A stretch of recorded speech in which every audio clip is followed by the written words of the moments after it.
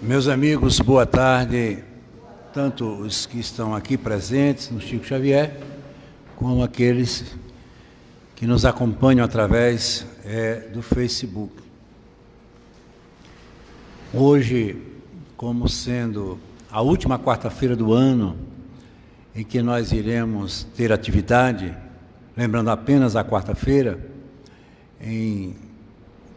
por motivo de ser a próxima quarta-feira, Natal, e na seguinte ser final de ano, como sempre faço a última palestra do ano. E hoje eu escolhi um tema que é muito da atualidade e está muito ligado ao momento presente, que é o Natal, a história do Natal, por que o Natal, e da importância que ele tem na vida de todos nós. Existe uma afirmativa lá no Evangelho, em que Jesus afirmava que na casa do Pai existem muitas moradas. Parece ser uma coisa um pouco vazia, efêmera, mas o que Jesus se referia são as dimensões, as localidades diferentes do mundo espiritual. O Espírito como sendo o ser livre e sendo a principal obra do Criador, que é Deus, ele tem como único objetivo evoluir. A evolução, ela se dá por vários meios ou por vários fatores, mas não existe outro senão o mais importante, que é o amor. Porque se Deus criou tudo por amor e com amor, é com esse amor que nós vivemos, e com ele nós iremos aprender as tão difíceis lições que nos são impostas por escolhas nossas durante a experiência terrena. E a Terra, como sendo um planeta que fica praticamente no quintal da galáxia, devido à sua pequena importância em termos de dimensão, de tamanho, quando comparado a todo esse universo, é a nossa morada. É o lugar onde nós estamos vivendo transitoriamente uma experiência. Daqui a pouco a gente vai embora. Porque Deus não nos criou para vivermos essa vida que nós estamos vivendo unicamente. Existem, como ele disse, muitas outras moradas. Somos viajantes nessa nave, e nela nós iremos habitar e pousar em vários outros lugares, e em cada lugar tirar dele o que ele tem para nos ensinar. Mas só existe uma maneira da gente aprender o conviver, que é no dia a dia da nossa existência, e principalmente através das nossas diferenças. É isso que tem sido o problema de toda a humanidade, entender a diferença. Porque queremos ver no outro aquilo que desejamos para nós. E ninguém nasceu para ocupar esse perfil, nem ocupar esse espaço na vida de ninguém. Eu posso saber até como você está na minha vida, mas nunca vou saber como estou na sua. Porque isso é uma condição de cada um. E é o símbolo do Natal. Este Natal, que tem como plataforma 3 fatores fundamentais. O Natal, que é representado pela árvore, a árvore de Natal. E de onde veio essa ideia? Conta-nos que Martinho Lutero, vivendo um momento de muito conflito, todos nós sabemos a história, ele foi aquele que protestou contra a ideologia cristã na Igreja Católica, porque naquela época se vendia espaços no céu, e ele veementemente protestou contra isto. Ele, certa quase tarde e noite, ele caminhava por uma floresta de pinheiros, e de repente a neve caía. Ele observa que no fundo daquele cenário várias estrelas brilhavam no céu, e ele ficou entusiasmado em ver tanta beleza, tanta simplicidade, naquele momento em que ele guardava com ele tanto conflito, tanta tristeza. E foi que ele exatamente tirou uma daquelas árvores pequena, levou para casa, e fez dela a sua árvore de Natal, colocando aquelas luzes que representam as estrelas. E a árvore para ele significava a esperança. E aí vem esse símbolo do Natal, que é a árvore. Outro símbolo do Natal é o Papai Noel. Esse Papai Noel que tem sido motivo de tanta polêmica. Porque as pessoas dizem, o Natal não é só dar presentes, não é só receber presente, mas é muito importante. A gente dá presente como um sentimento ou como uma expressão de amor. Então não podemos tirar esse fator importante dos festejos natalinos, que é a figura de Papai Noel. E de onde é que veio Papai Noel? Existia um bispo chamado Nicolau, e ele vivia na Alemanha e era de uma família muito rica, e ele ficou como herdeiro dessa família, possuindo uma imensa riqueza. E no período do Natal, ele saía distribuindo ouro para aquelas pessoas mais pobres. Como ele caminhava por um lugar mais alto e as casas ficavam mais abaixo, ele colocava pela chaminé. E ali se caracterizou o Papai Noel entrando pela chaminé. Não só ele dava dinheiro para os pobres, para que naquela noite eles não saíssem de casa, porque era uma noite muito fria. Aquilo, eles estavam vivendo o que eles chamavam de solstício do inverno. É um período longo do inverno. E aí ele também deixava aquele saco para as prostitutas, as mulheres que saíam à noite em busca de aventura, e era uma maneira dele conseguir pelo menos controlar naquela noite esses momentos de tanta dificuldade que aquelas pessoas carregavam devido à sua pobreza. E aí surgiu a figura do Papai Noel. Mas um Natal que nós vamos hoje falar é o Natal da manjedoura. Não é esse Natal fora de nós, é o Natal de dentro de nós. O que é que ele representa para cada um de nós? Por quê? Porque Jesus, sendo o governador e o orientador deste planeta, como o espírito mais evoluído que por aqui passou, ele veio estar conosco numa experiência tão importante que é a da reforma humana, numa condição tão simplória. Nascer num lugar onde ninguém gostaria de nascer. Porque vocês imaginem, naquela época, o que era uma estrebaria, o que era um lugar, como nós chamamos a manjedoura. Não tinha nada. Era uma gruta, praticamente uma gruta, e ali tinha alguns poucos animais, que exatamente passavam a noite fria, e aquela mãe, sendo vítima de uma perseguição, junto com aquele marido, ali ela procura o abrigo, e naquele local nasce o Espírito, ou renasce até, que iria conduzir, como já vinha conduzindo, toda a história da humanidade. Veja quanta simplicidade, mas, como símbolo do Natal, Jesus queria nos mostrar uma coisa muito importante, que é preciso que desperte em cada um de nós, que não importa de onde eu vim, o que importa é para onde eu vou. Muitas vezes nós estamos vivendo essa manjedoura dentro de nós, que são os nossos sofrimentos, as nossas angústias, as nossas dores. Mas haverá sempre uma esperança, haverá sempre um dia novo, haverá sempre uma nova luz a nos iluminar e nos tirar, muitas vezes, dessas manjedouras que nós criamos dentro de nós, pelas nossas fraquezas, pelos nossos sofrimentos. Esse símbolo da manjedoura não foi trazido por ninguém menos do que São Francisco de Assis. Ele foi quem construiu a primeira manjedoura, simbolizando verdadeiramente o Natal, quando ele mesmo, aquele jovem Francesco Bernardone, que abdicou de toda a riqueza do seu pai e assumiu a missão de exatamente estar ao lado do Cristo, pregando o amor através da humildade, da pobreza, não a pobreza material, mas a pobreza da humildade, daquela que está acima de tudo e de todos, sem conferir nada diante de ninguém, nem querer ser mais do que ninguém.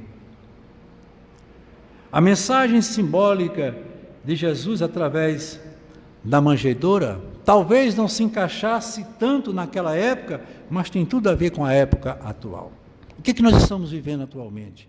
Um mundo onde as ideias estão totalmente distorcidas, onde a vaidade campeia, onde o poder exacerbado se sobrepõe ao outro, onde ainda vivemos momentos de tanta angústia, de tanta tristeza, onde ainda existem pessoas que passam fome, a fome do próprio alimento material, para não falar da fome espiritual. Então a mensagem da manjedoura é exatamente dizer que a gente tem que acabar com essa arrogância. As grandes nações são dominadoras pelo poder econômico que elas possuem, quando deveriam ser pelo amor que elas têm, pela igualdade que deve existir entre os homens, que não existisse mais muros nem barreiras. Os grandes países estão construindo seus muros novamente, para não deixar que seus irmãos entrem. E não foi essa a ideia de Jesus. Por isso que eu digo, Jesus não veio fazer uma revolução em nações, em lugares, ou diante de alguns povos. A revolução de Jesus era exatamente dentro da consciência de cada um de nós, mostrando o que somos capazes de fazer quando mergulhamos dentro do nosso conteúdo íntimo, na nossa essência, que com certeza vai nos dar a força necessária para fazer aquilo que ele disse, uma fé que remove montanhas. A comemoração do Natal conduzem-nos, disse-nos Emmanuel, ao entendimento da eterna lição de humildade de Jesus. No momento preciso em que sua mensagem de amor felicitou o coração das criaturas, fazendo-as sentir ainda o sabor da atualidade dos seus divinos ensinamentos. Vejam como isso é importante e o quanto isso traz para nós uma grande lição ou uma grande advertência. Ele diz aqui, o sabor da atualidade. Então só se consegue manter a atualidade de uma mensagem como a dele, porque ela é divina, porque ela é eterna. Por isso que ele disse, tudo vai passar. Toda riqueza, todo poder, ela tem o seu tempo de duração. Quando essa riqueza, ela se circunscreve apenas ao poder material, porque o que é da terra permanece na terra. E a única coisa que o homem vai fazer com esse projeto de vida que ele tem que viver é construir o seu próprio tesouro. Por isso que isso se eterniza. Quando nós sairmos daqui, nós não vamos levar nada do que aqui foi conseguido e que aqui pertence. Até o nosso corpo sofrerá o processo da decomposição e devolvido à terra, ele vai dar continuidade a todo esse processo de transformação que é a evolução que a natureza tão bem define, seguindo sempre a lei maior que é a lei de Deus. A manjedoura foi o caminho, a exemplificação era a verdade e o Calvário representa a vida. Caminho, verdade e vida. Isso é exatamente o que dá como base de sustentação toda a mensagem de Jesus. A manjedoura é a primeira lição, como um caminho é algo que coloca em movimento, no sentido do crescimento. Para caminhar é preciso ter objetivo, é preciso ter meta. Então, essa manjedoura, ela não é uma proposta inerte de acomodação, é um caminho. Um caminho é sempre aquele que nos leva a algum lugar, que é um objetivo, que é um sonho. Quantos de nós têm o sonho de uma realização através desse caminho? Então, a primeira demonstração dessa manjedoura, dada por Jesus como plataforma dos seus ensinamentos, é o caminho. Em segundo, nós temos a exemplificação que ele fala como verdade, ou seja, a maneira correta como devemos caminhar. Então, a verdade, quando ele diz, conhecereis a verdade vos libertará, mas eu vou me libertar de quê? Se eu me sinto livre naquilo que faço, naquilo que digo, naquilo que sou? Não. Essa liberdade é a essência do Espírito que abre os campos para que nesse caminho ele possa alcançar todos os seus objetivos. Então, todas as vezes que nós nos afastarmos dessa verdade, que é o autoconhecimento, que é a essência de todos nós, nós nos perdemos nesse caminho. E perdido, teremos dificuldades para encontrar a verdade, porque uma está ligada à outra. O Calvário, no caso, representa a vida, através do esforço pessoal, quando matamos o velho para nascer o novo. Olha o que significa o Calvário, que para tantos parece ser uma condição de sofrimento, onde as penalidades ali são impostas da maneira mais injusta e mais agressiva possível. E assim fizeram com o Mestre, mesmo tendo ele nos dado tudo o que deu, através do seu amor, da sua bondade, da sua caridade, e nós devolvemos a ele o quê? O Calvário. Mas o Calvário não representa aquilo que a gente muitas vezes imagina, como eu disse. O Calvário é um lugar onde se renasce. É o lugar onde se mata os velhos hábitos, os velhos costumes, as maledicências, os erros, para nascer o novo. Porque a vida vai dar sempre a nós, vai dar sempre a cada um de nós a oportunidade do recomeço. Por isso que Chico dizia com grande veemência: embora eu não possa voltar atrás e fazer um novo começo, eu posso começar agora e fazer um novo fim. Esse novo fim é o Calvário. Com a morte, só morrem as ilusões deste mundo, e a vitória é a vitória do humilde, da humildade contra o egoísmo. Então, esse Calvário vem exatamente combater essa chaga que é o egoísmo. O ego, eu sou de forma exacerbada. Num mundo onde a competição está acima de tudo e de todos. Nós não viemos aqui para competir com o outro. Nós viemos aqui para amar o outro e para ser pelo outro amado. Mas entramos numa arena nos gladiando um contra os outros em busca de algo que não tem o menor sentido, tudo provocado pelo egoísmo. Esse egoísmo que, como disse o próprio Allan Kardec, é a única e a maior chaga da humanidade.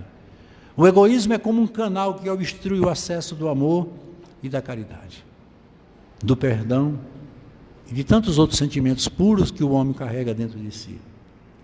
Então, no cenário que fica por detrás do Calvário, está o sentido da vida e da sua libertação. Terminou o Calvário, começar tudo de novo. E nós vamos ver que exemplo importante Jesus nos dá acerca disso. Sem o caminho, como eu disse, a manjedoura, o homem terreno atingirá a verdade, não atingirá a verdade e não saberá o que é a vida. Preso às circunstâncias da vida terrena, os povos modernos, que também presos aos seus interesses menos dignos, perderam o sentido do caminho através da humildade. É sempre o poder falando mais alto. As lembranças do Natal, porém, na sua simplicidade, indica na terra o caminho da manjedoura. É um dos poucos momentos em que a humanidade para refletir sobre essa realidade, sobre essa grande verdade. Mas ainda existem corações que se abrem para comungar com esse pensamento. Portanto, cada Natal deveria ser um aviso à humanidade em busca do caminho da simplicidade. Ser simples é aceitar as coisas da maneira mais objetiva possível.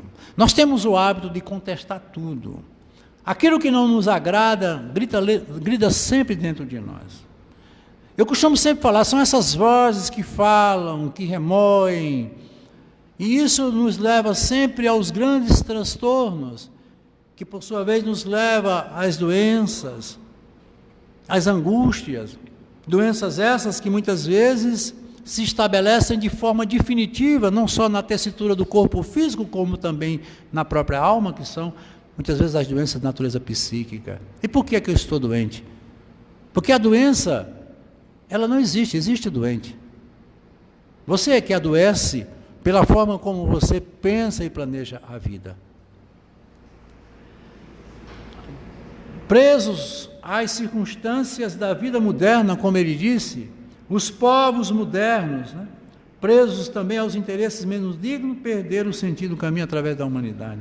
As lembranças do Natal, porém, na sua simplicidade, indica na terra o caminho da manjedoura. Portanto, cada Natal, olha o que ele nos diz aqui, deveria ser um aviso à humanidade em busca do caminho da simplicidade, como nós vimos. Lá no Livro dos Espíritos, pergunta número 926, Allan Kardec, com sua capacidade sempre de observador e crítico, mas sobretudo com a sua lucidez, ele pergunta aos espíritos: criando novas necessidades, a civilização não constrói uma nova fonte de aflições? Ou seja, à medida que a gente evolui, a gente cresce, a gente não aumenta o número de problemas?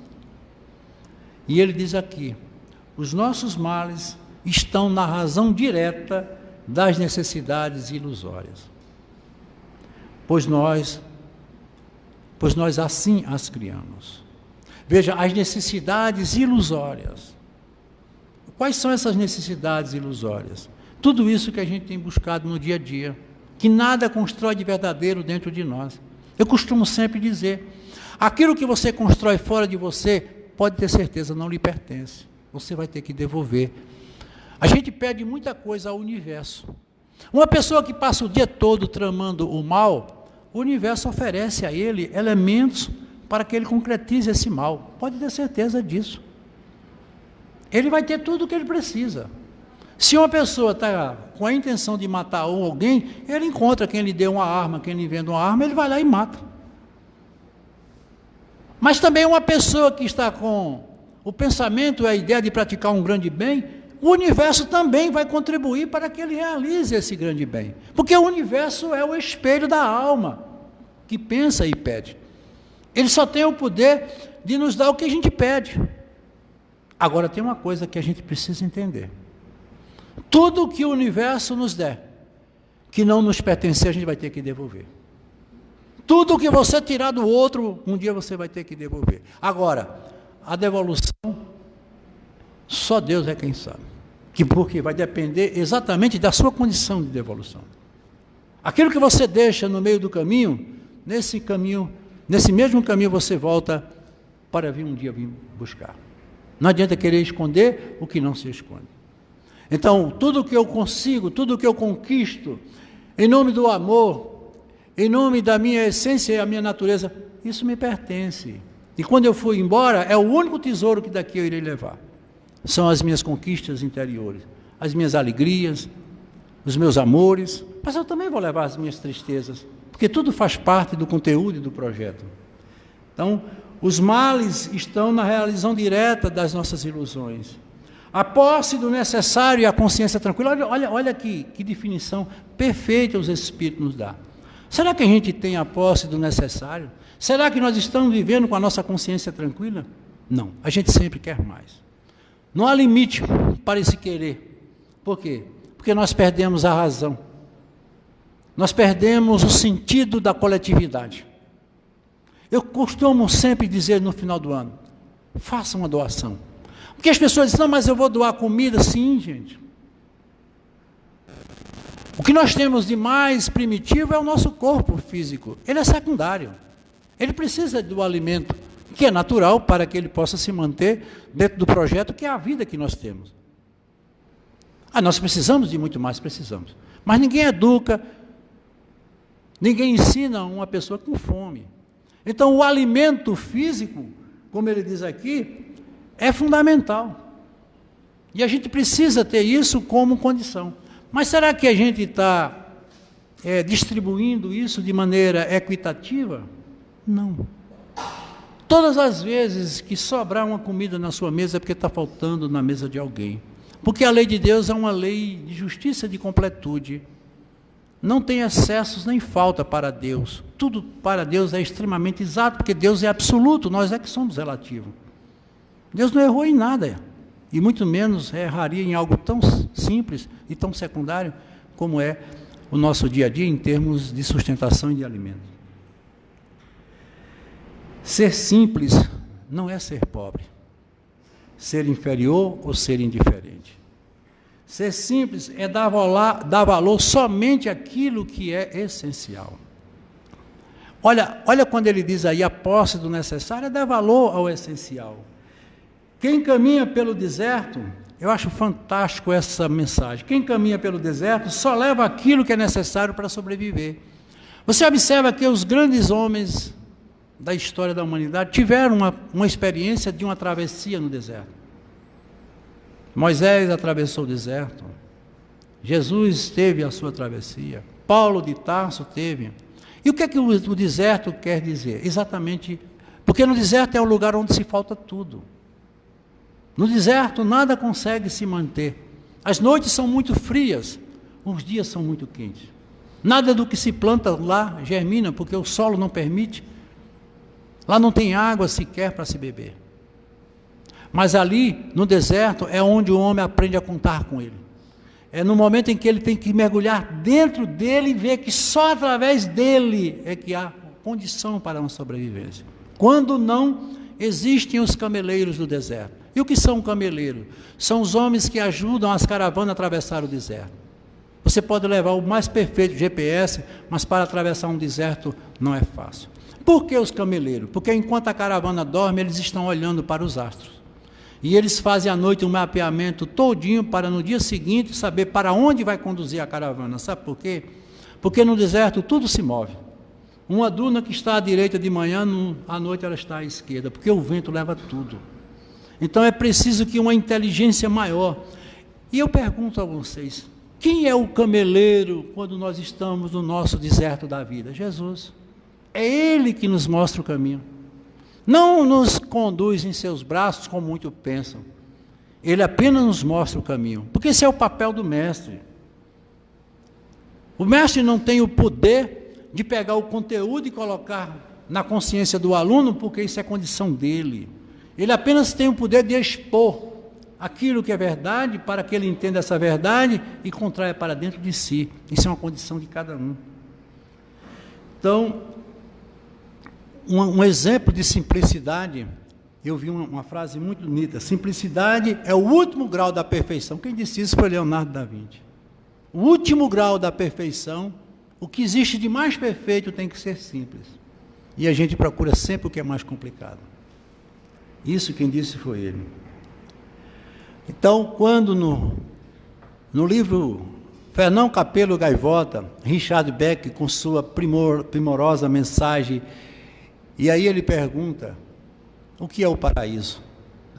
E ele diz, o paraíso não é um lugar nem um tempo, o paraíso é a perfeição. O paraíso é a perfeição. Nós só vamos chegar a esse paraíso se atingirmos a perfeição. Mas para sermos perfeitos, nós precisamos seguir a estrada que nos leva à perfeitude. Por isso que quando os espíritos perguntaram o que era lei natural, eles responderam. Aliás, quando Allan Kardec perguntou aos espíritos o que era lei natural, ele disse que é a lei de Deus. Que todas as vezes dela se afasta, todas as vezes que dela se afasta, o homem corre nos seus erros. Porque a lei de Deus ela é perfeita. Então, o paraíso que tanto buscamos, que tanto esperamos, é exatamente esse estado de perfeição. Eu, como perfeito, eu amo plenamente, incondicionalmente. Eu perdoo, eu entendo, eu compreendo.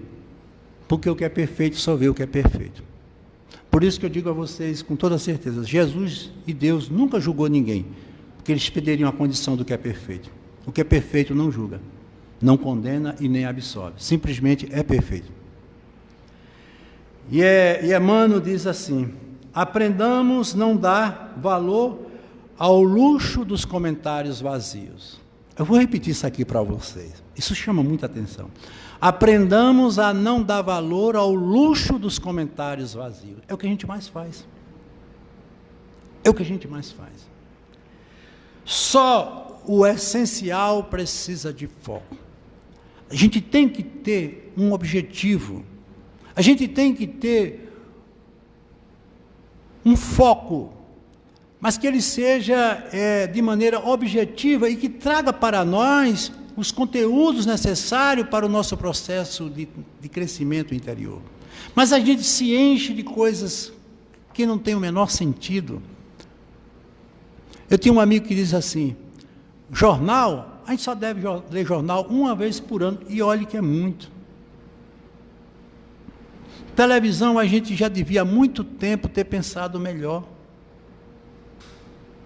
Porque se a gente precisa de alguma coisa para a gente crescer, para crescer, só existe um caminho, é o livro. Por isso que para ser um grande espírita, principalmente você tem que ter duas coisas, ler e observar. Uma pessoa que observa, ela presta mais atenção às coisas. Aquilo que ele chamava de orar e vigiar, eu troco, eu digo vigiai, observe. Se o que você está observando não consegue mudar e você caiu, procure a oração.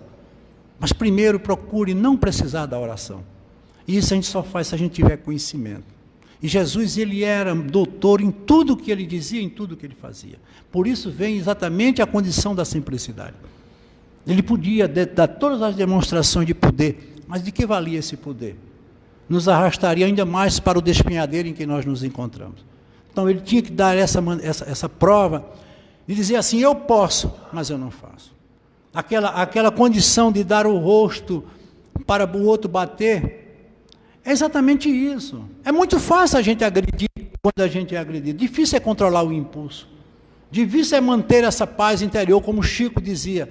É dar a paz mesmo não tendo paz. Eu quero lutar, eu quero agredir, mas uma força maior comanda sempre uma força menor. Eu não vou fazer. E para que a gente tenha isso, é preciso que haja muita segurança. Muita coisa dentro de nós. Então, aprendamos a não dar valor aos comentários vazios. Só o essencial precisa de foco. E ele nos diz mais ainda. Quando entendermos que a vida se renova todos os dias e que todos os minutos constituem oportunidades de corrigir e aprender, de auxiliar e redimir, entraremos na real condição da simplicidade. Veja que mensagem fantástica Emmanuel nos dá ou nos entrega para que possamos fazer uma reflexão, principalmente nesse nosso período. O orgulho e o egoísmo são canais obstruídos que dificultam o acesso à simplicidade. O orgulho e o egoísmo. É como uma janela fechada que não deixa entrar o sol, um solo fechado capaz de receber a semente da renovação. Só um coração simples torna-se humus para receber a palavra de Jesus. Todos nós sabemos a parábola do semeador, aquele homem que saiu a semear, e de repente ele encontrou um solo. Esse solo era até fértil, mas o espinheiro tomou conta. Esse solo é o solo da nossa consciência. Estamos tão abarrotados, plantamos tanta coisa que não devíamos dentro desse solo da nossa consciência, que o que é bom não tem condições de entrar. Eu costumo sempre dizer, não se coloca 2 litros no vasilhame de 1 litro. Para que a gente coloque uma coisa no lugar, é preciso que a gente esvazie. Como é que eu posso me preencher? Como é que eu posso me contentar de alegria se eu vivo carregado de tristeza? Como é que eu posso fazer florescer aquela semente que eu plantei se a terra está tomada de espinheiro? Por isso que nós estamos vivendo essa agonia, essa tristeza, essas mágoas, porque nós estamos plantando o que não devemos, mesmo o solo sendo fértil. Uma facilidade enorme de aprender coisas ruins, mas a gente bloqueia as coisas boas. As pessoas complicadas estão sempre presas ao mal que já passou e carregam um grande peso inútil. A gente está sempre preso. Quem é que nos prende mais? O presente ou o passado? Claro que é o passado. Porque o passado é uma realidade que se cristaliza ou que se sintetiza dentro de nós. O presente é apenas uma observação, é um fato, é um instante, é um momento.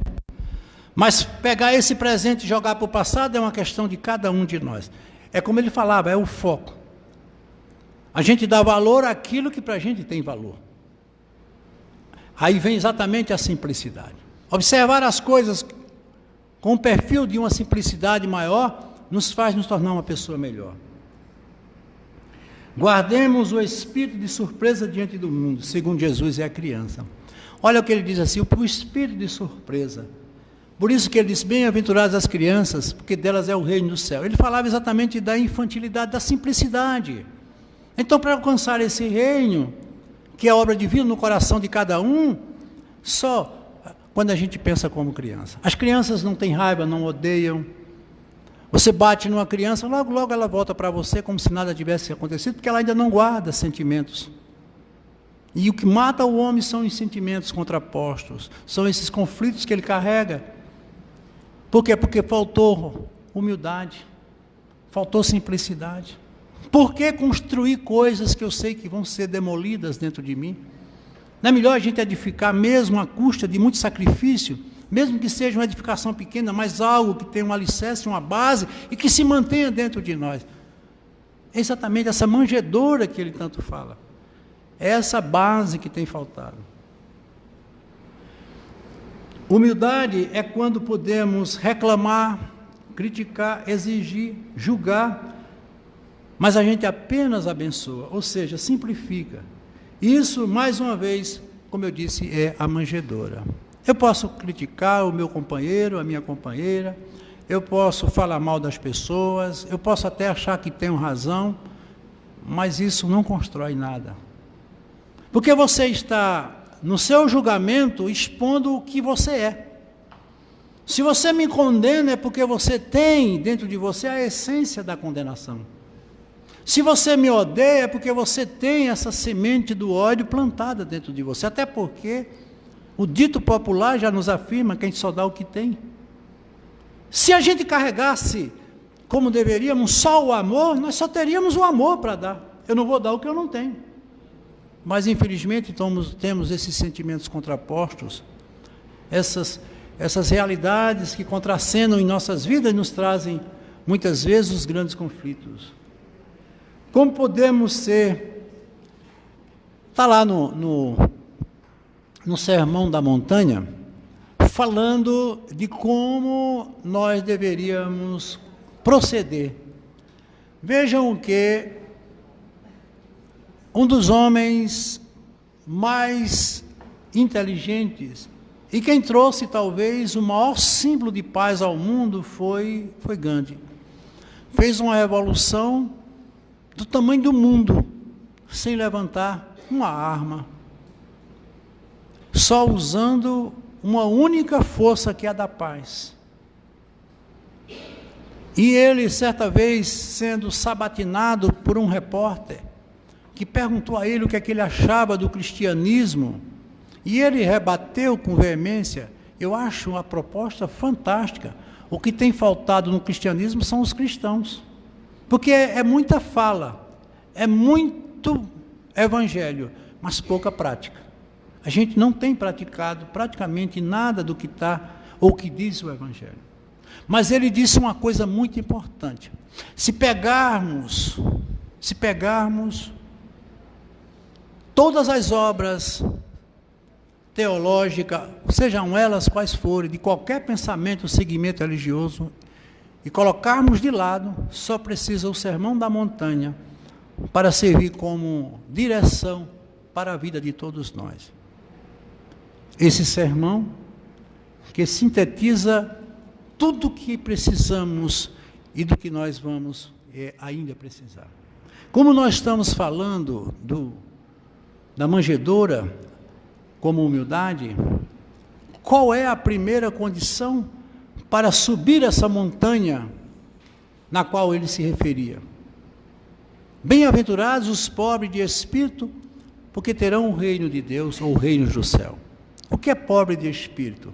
Qual é a virtude do pobre de espírito? A humildade. Sem humildade, nós não conseguimos nada. E aonde é que está essa humildade? Na simbologia da manjedoura. Jesus nos mostrando, dando um exemplo de grande humildade. Então, como podemos ser resignados sem sermos humildes? Como podemos ser mansos sem sermos resignados e humildes? Como seremos justos sem sermos mansos, resignados e humildes? Como poderemos ser misericordiosos sem sermos justos, mansos, resignados e humildes? Como sermos puros se não formos misericordiosos, justos, mansos, resignados e humildes? E, finalmente, como sermos pacificadores se não formos puros, misericordiosos, justos, mansos, resignados e humildes? Veja que tudo redunda numa única condição primordial e fundamental, que é a humildade. Ou seja, ninguém consegue ascender ou subir, seja qual for o monte se não for humilde. Não existiu na terra uma pessoa que tenha dado mais exemplo do que Jesus. Mas eu me lembrei agora de uma pessoa. Essa nos dá um exemplo muito puro do que seja essa manjedoura, do que seja essa humildade. Madre Teresa de Calcutá. Ela era irmã de jovens bonitas. Elas eram jovens loiras que tinham seus namorados, e ela, por ser pequena, de cor escura, o país dela era um país onde havia uma predominância muito da cor branca, e ela, sendo vítima de tudo isso, ela resolveu ingressar na vida de irmã de caridade. E não satisfeita, ela foi para a Índia. E lá na Índia, ela foi cumprir com uma das mais difíceis missões, em nome da humildade, que foi acolher as pessoas nas ruas, os pedintes, indo até os lixões, que não são poucos, que não eram poucos em Calcutá. E ela estava ali junto com aquelas pessoas, curando ferida, dando de comer, a pura expressão da maior de todas as humildades, como foi o próprio Francisco de Assis, talvez que tenha servido de inspiração para ela. E ali ela continuou. Quando a Índia foi libertada, que tiraram todos os ingleses, ela só ficou na Índia porque ela era parecida com um indiano. Por conta do aspecto físico dela, ela ficou. Ou seja, o que naquele período inicial era o seu problema, agora passa a ser a sua solução. E ali ela permaneceu, construiu um grande hospital, que ainda hoje está lá, que é exatamente o Hospital dos Pobres. E lá ela começou, cada vez mais crescendo o seu projeto, e certo dia, um repórter americano foi entrevistá-la, e quando ele adentrou no saguão do hospital, uma mulher vomitou, e ela prontamente tirou a sua batina e recolheu aquele vômito do chão, sem pedir que nada fizesse, que ninguém fizesse o que ela se viu na vontade, no sentido de fazer. E quando entrevistando, o repórter disse: irmã, por dinheiro nenhum do mundo, eu faria o que a senhora fez. Ela disse: eu também, meu filho, eu só faço por amor. Isso era ela. E um dos momentos mais bonitos da vida de Madre Teresa de Calcutá foram seus momentos finais. Ela tinha apenas 30% da sua capacidade respiratória, até pela vida que ela levava. E ela estava sendo tratada e cuidada num dos hospitais de referência em Calcutá. Os equipamentos eram que estavam mantendo-a. Ela mandou chamar a Madre Superior e disse: eu quero ir embora para o meu hospital. Eu quero ir para o Hospital dos Indigentes. Mas, irmã, a senhora não pode ir, porque lá não tem a estrutura que tem esse hospital. Ela disse: eu quero ir para o meu hospital. Porque eu passei a vida toda indo para lá como visita. Eu não dividi com nenhum deles o sofrimento e a condição de estar doente. Eu quero estar doente ao lado deles. Senão eu terei perdido toda a minha missão. Quem sou eu para querer deitar o seu último sono no lugar que ele deitou, que foi a cruz? Quem sou eu para ser melhor do que ele, cujo último gole que sorveu foi de vinagre?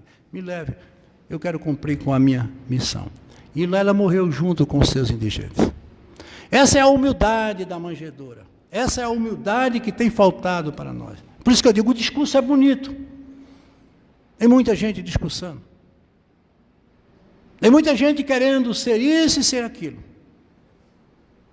Mas os pobres de espírito estão permeando. E cada vez é evidente essa farsa que tem sido esses projetos que têm um único objetivo de promover, e muitas vezes outros que nós não vamos comentar. Nós espíritas estudamos para nos melhorarmos e encontrarmos os fortes, que não são esses que a sociedade nos apresenta, mas aqueles que são simples e resignados, e mesmo assim constrói obras maravilhosas no coração daqueles que estão ao seu lado. Conhece o verdadeiro espírita pela sua conduta moral, pelo sacrifício que faz para evitar as más inclinações. Conduta moral não é aquela conduta que se limita apenas ao que é conveniente. Ela é uma conduta que dá a você sempre o sentido de você ser um ser holístico. Você tem que ser o que você é em todos os momentos e em todos os lugares. Porque esse persona que muitas vezes as pessoas guardam, ele não serve. Porque a manjedoura não comporta esse tipo de pessoa ou tipo de ser. A simplicidade não permite esse tipo de personagem criado. Aonde estão os grandes impérios do passado? Onde estão os grandes conquistadores do passado? Num único lugar, no esquecimento. E é verdade.